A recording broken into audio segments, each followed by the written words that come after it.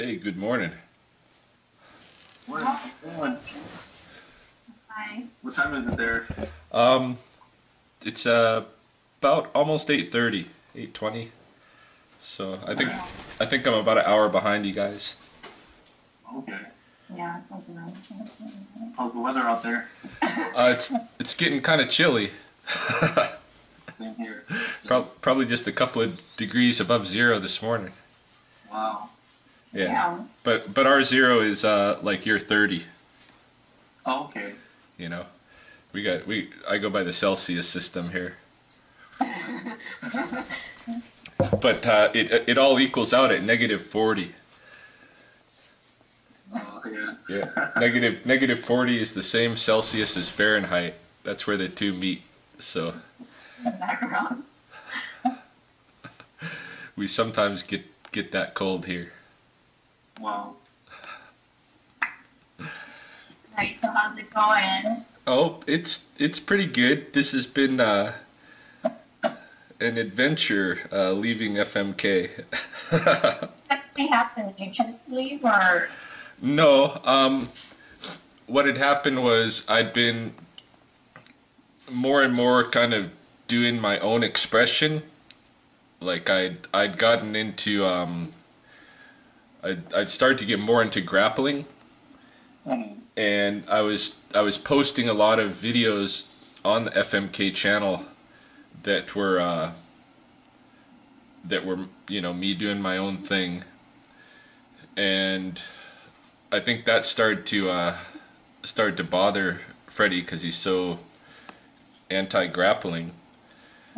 And then in order to find training partners, I ended up listing my house as a Gracie garage, and of course he hates the Gracies, right? So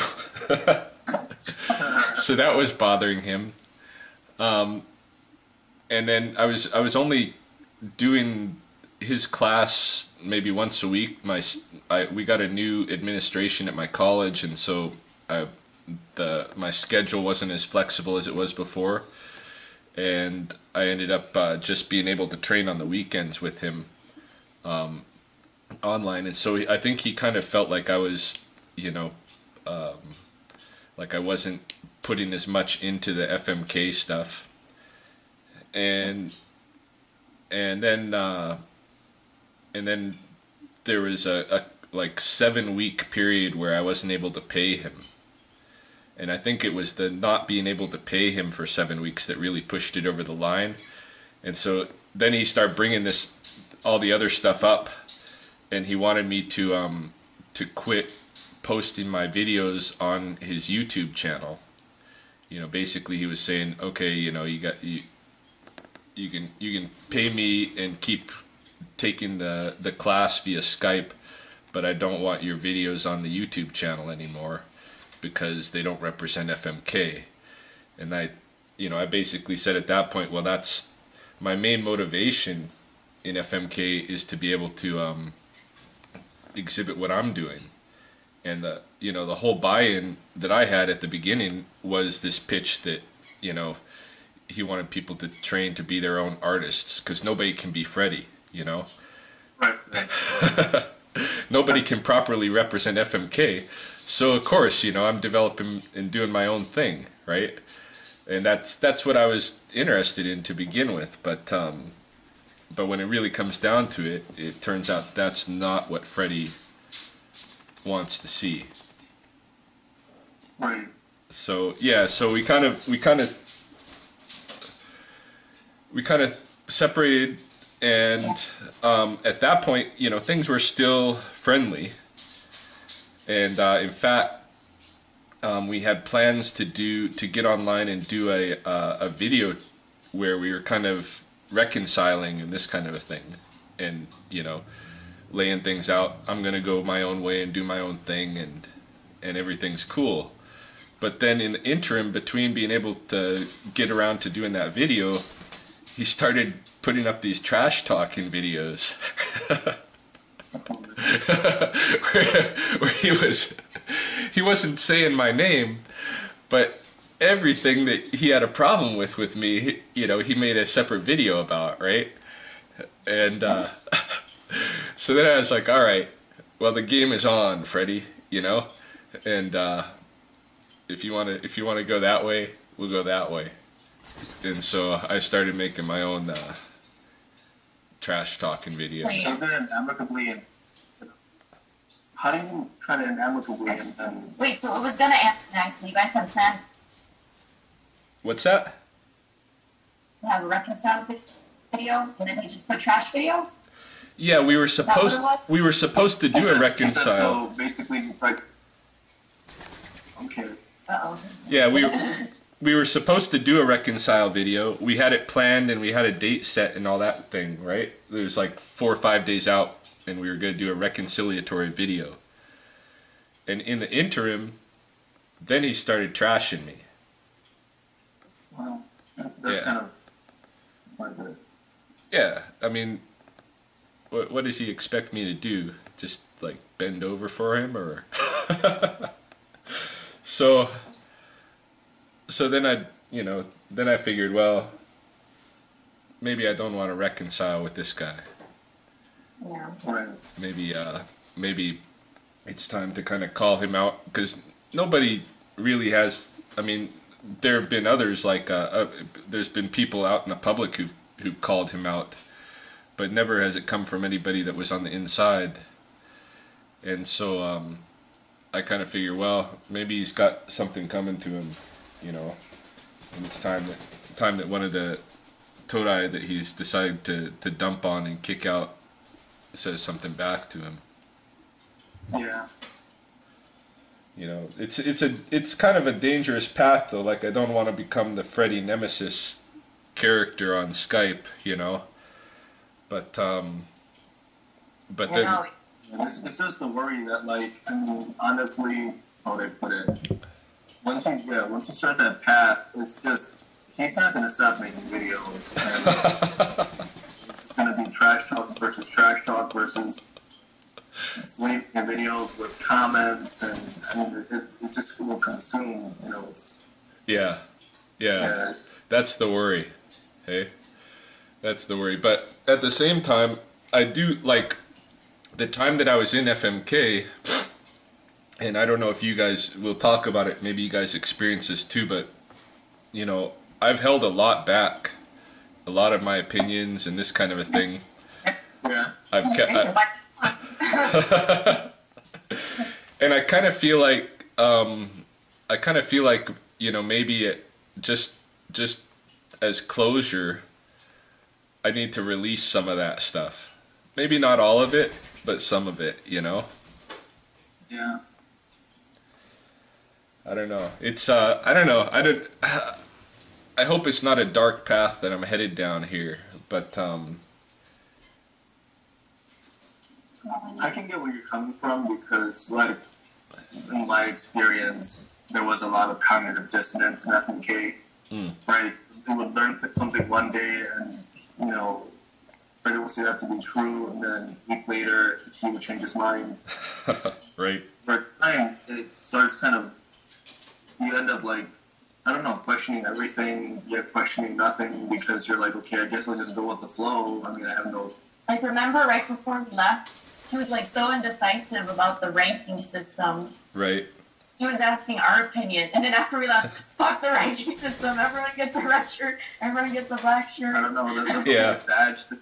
The whole, even when I first started training, he was all against, like, weights and against, like, the machinery. He's like, you could train anywhere. You can do calisthenics. It's about just using what you got. And then when he got the Kuhn, it was all about, oh, I can buy all this equipment. I can do bench press. So now I'm going to incorporate bench press with rank now. I'm like, dude, like, what are you just adding 10 pounds of shit in a 5-pound bag, like, at some point it's too much. And I know he lost people too with his inconsistent pricing. I think not even like 2 weeks in, he was already changing the price on everyone. Yeah. Right. I Right. think that him is just like, he'll have a thought one day and he'll just run with it, and he doesn't realize, like, you're impacting people. Like, you have to think about everybody else, because I know this is your art and you're schooled and stuff, and it's understandable, but at the same time, like, not everyone's just okay with you constantly changing your mind.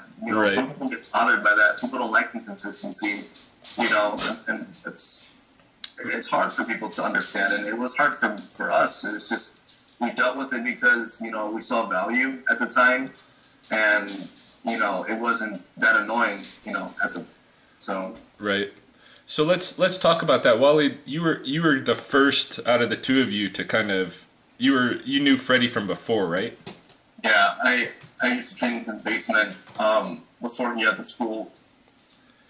Right. And so, yeah, I remember like the videos during that period being kind of, Freddie was promoting minimalist life, you know, the frugal way, and training outside. And even the video that he used to have as the kind of the main video on the FMK site was like, all I need is, you know, the outside and nature and this playground and this kind of thing, right? I don't need any special tools. So okay, so when you started training with Freddie, what was it that attracted you to do that? I mean, honestly, in my mind, I guess a little background, you know, I was born like premature, had asthma as a kid. When I was like 7 years old, I went, well, not 7, maybe younger. My mom took me to a martial arts school in the neighborhood, and they told me that I was too old to train. And, you know, as a kid, I was never really into sports because I had asthma, I was on a nebulizer and stuff. And until I was about 8, my symptoms kind of went away. And I never thought, you know, I could really do martial arts. I've always liked martial arts. So when I got to college and I moved into the condo I live in now, like I had a neighbor with a son who did Taekwondo, and I thought it was really interesting, you know.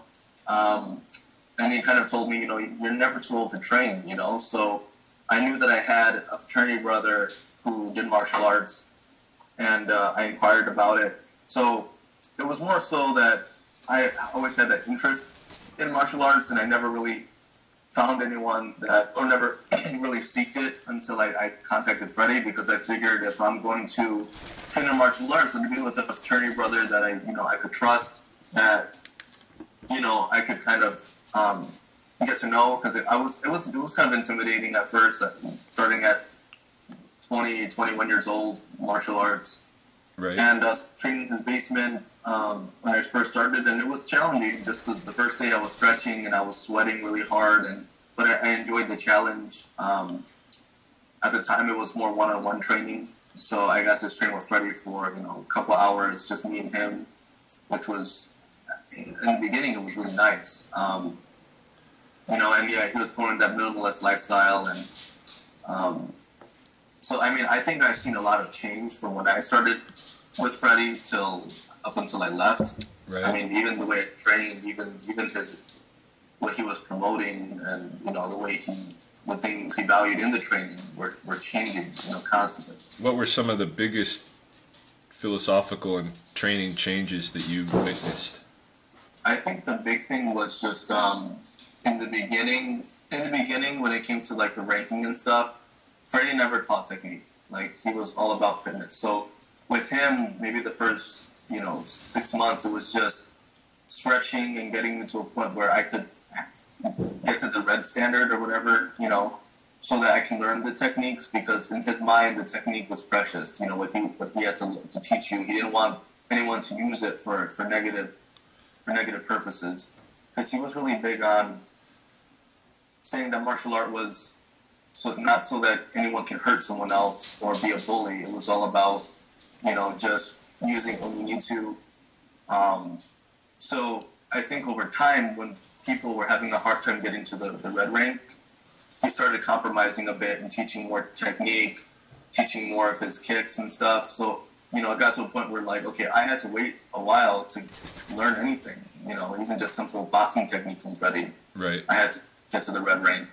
And new people walking the door, and he's just teaching them whatever, you know. And slowly over time, he was big on calisthenics and just using, you know, weights. I mean, your body weight for everything, because it's safer. And then he started incorporating the bench press, and, you know, and then the whole thing about the camera, I think that was it kind of, the camera and the training, it became more focused on just the YouTube videos and the YouTube channel and then actually the training, because when I started, we didn't really do a bunch of videos. It was just, it was barely any, really. And then I started to do more and more, and the philosophy behind that was just people were watching and he can make revenue from that. So his goal was just, if he can make money off of YouTube and not have anyone pay for martial arts, that was his goal. And it was a good goal, Yeah.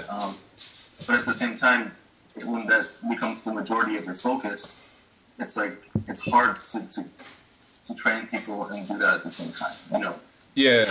Well, that was part of, actually, I thought that was a neat experiment, the idea of kind of putting a reality kung fu thing on YouTube and building up the audience to the point where the people that are participating, won't even, we won't even have to worry about the kun making money off of the tuition of the students, but just making the money off of YouTube.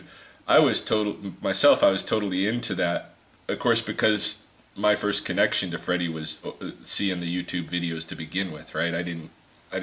I wasn't on the site like you were.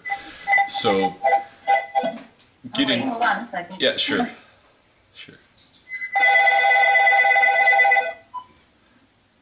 Hello? Good morning. Calling about so it's not a home right.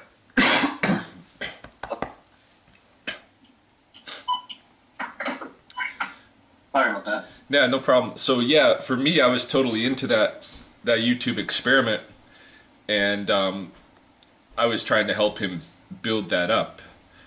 But yeah, I mean, for some people might not know that the way that the ranking system was originally set up, that when you're talking about the red rank and this kind of a thing, was originally had white rank is what everybody started with, like usual, and then you have red, blue, black, and the red rank represented that you met a certain fitness standard. Right. The blue rank, when you got the blue rank, you should have learned enough of the combative techniques that you're qualified to teach, like women's self-defense, that kind of a thing, like basic self-defense teaching. And your fitness standard goes up a little bit. Black rank, your fitness standard again increases, but now you've got more combatives, plus what he called the spiritual. I mean, I don't know if he ever if he even had a solid idea of what would be included in the blue rank or the black rank, or if he was building it as he went along. My impression was that it was an unfinished product, and there was people catching up to him. Right. And that's when it started to kind of fall apart. I mean, the ranking system part. When I came in, I explicitly told him I don't want to do the rank. Because and in fact it was after a video that he made where he said he was going to get rid of rank. The first time he said he was going to get rid of rank, that's when I actually approached him, and I said, all right, I'm interested.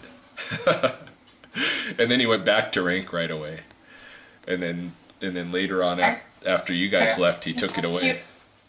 I remember when we met, you were like, Ryan, you have to go for rank. Because for us, everyone, it was like, that was our motivation. And or those fitness standards. It's an interesting dynamic. I mean, you're coming from the side of, you're not physically there, you're kind of a remote, right. Or a remote student, online. So for us, like for me, I was like, these cameras, I don't mind it, but, I think I would prefer if the cameras were set up around the room, and then we didn't even, have to worry about looking at the camera and focusing on the camera because the camera was just incorporated in the room. Right. But I know it was like, the more videos you saw, the better your training because you got to see more and you got to do more. So that's an interesting dynamic. Yeah.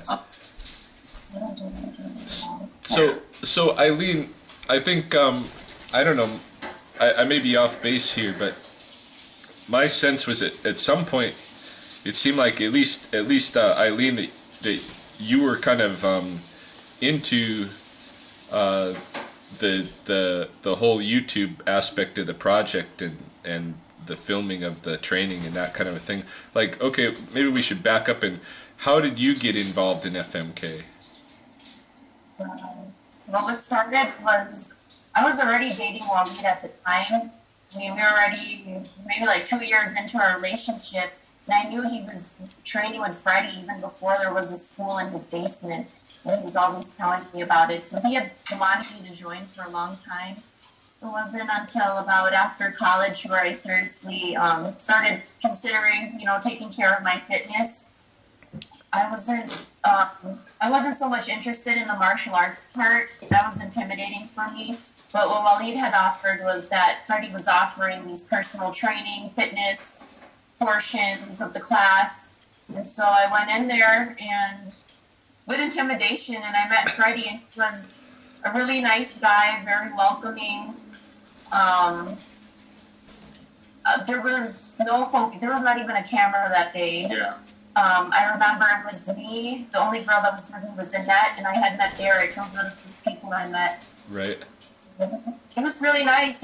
He helped me with the weights. He showed me how to use them. I remember I could even barely lift 5 pounds. It was bad. But I mean, yeah, that's what attracted me, was having Waleed as my partner, and and trusting in him that this was his fraternity brother, and that we were gonna do this together. Okay. So as you fitness that brought me in, not the martial arts. Mainly the fitness.